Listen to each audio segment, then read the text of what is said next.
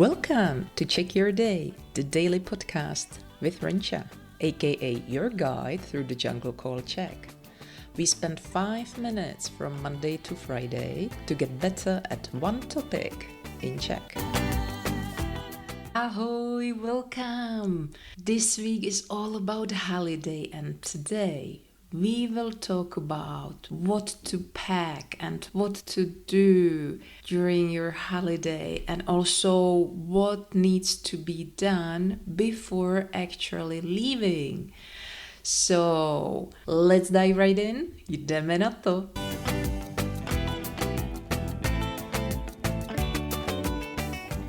The whole episode will be divided into 4 sections. I will not do it as I have done it in the previous episodes. This time I will tell you the overall info about that particular part in English, but then I will talk in Czech only. If it's too difficult for you, go to my website czech-me.com and the whole text will be translated there.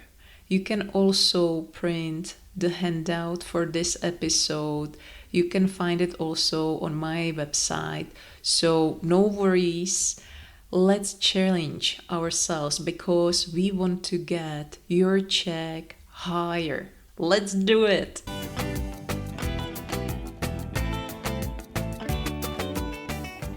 So in the first part, I will talk about what I will pack. I will definitely take shoes such as sandals, flip-flops and sport shoes, summer trousers, shorts, dresses, t-shirts and underwear, pajamas and hoodie, swimsuit and a towel as well. I will also pack stuff for hygiene such as toothbrush, toothpaste, sun cream, lipstick, shampoo, shower gel and mats.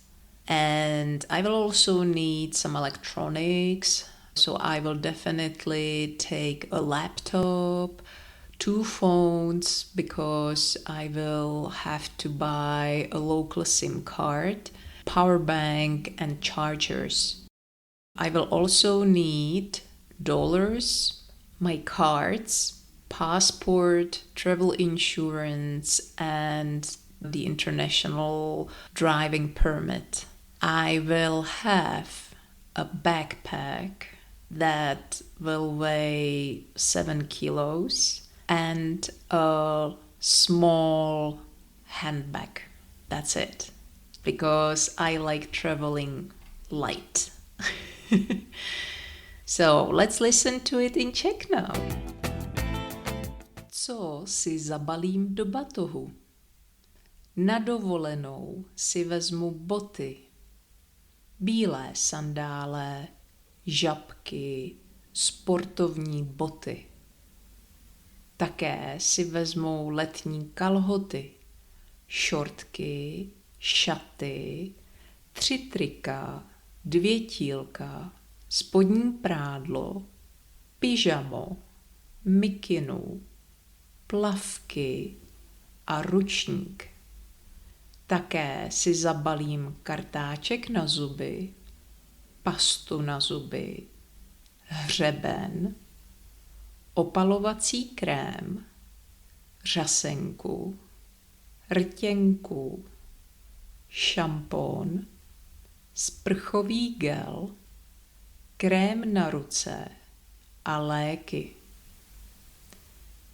Z elektroniky si vezmu notebook, 2 telefony, protože si koupím místní SIM kartu, powerbanku a nabíječky.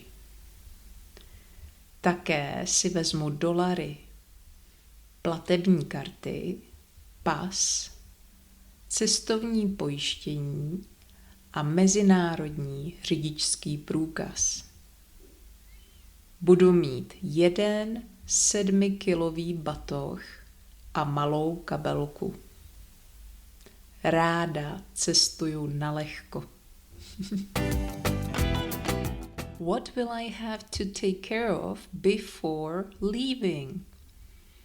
Definitely travel insurance, the international driving permit, visa, fee or tourist tax. And I will also have to send my flight number to the hotel because there will be a taxi driver waiting for me in front of the airport.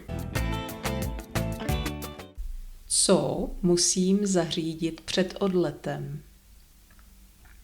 Cestovní pojištění, mezinárodní řidičský průkaz, turistické vízum, poplatek nebo turistickou daň. Musím poslat hotelu číslo letu. Na letišti na mě bude čekat taxikář.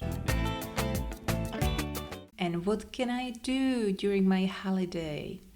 I can swim in the sea, observe dolphins, dive in the sea. I can travel. I can live in a beautiful hotel.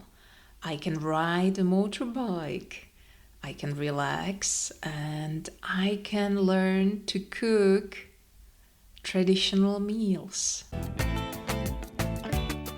Co můžu dělat na dovolené? Můžu plavat v moři. Můžu pozorovat delfíny. Můžu se potápět v moři. Můžu cestovat. Můžu bydlet v krásném hotelu. Můžu jezdit na motorce. Můžu odpočívat. Můžu se učit vařit tradiční jídla. I have 3 questions for you now, so listen carefully. Are you able to answer them? Otázky. První. Jezdíš raději s kufrem nebo s batohem? Kufr nebo batoh? Druhá. Kam pojedeš na dovolenou? Třetí. Co budeš na dovolené dělat? And now, make your own list. Write down your own list in Czech of stuff that you would pack for your holiday and use the expressions from today's episode. Napiš si seznam v češtině, co si vezmeš na dovolenou. It will pay off big time because you will hear tons of these expressions in tomorrow's story. So definitely practice them. Pick the ones that you find useful and really start using them in your life. That's what we want. Pat yourself on the shoulder and have a lovely day. Ahoj!